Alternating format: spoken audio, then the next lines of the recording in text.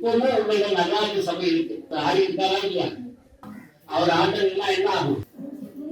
அல்லாத பாக்குறமா ஒரு சுருக்கமான விஷயம் சொல்றேன். ராத்திரி படுக்கும் போது கொஞ்ச நேரம் யோசனை பண்ணுங்க. இந்த ஆளை உள்ள வச்சுட்டு போய் சொல்றோம், இந்த ஆளை உள்ள வச்சுட்டு மாமியாரை திட்டுறோம். இந்த ஆளு பார்த்துட்டு இருப்பாருல, மனசாட்சி மனம். அந்த மனதில் ஆடிய நடராஜரை நீ எப்படி நிப்பாட்ட வேண்டும் என்று சொல்லிக் கொண்டவர்கள் கொண்டாடும். நடனமாக நட்டபத்தூளில் ஆடுகின்ற நடனத்தை எச்சபமாகி நின்று ஆட வேண்டும்.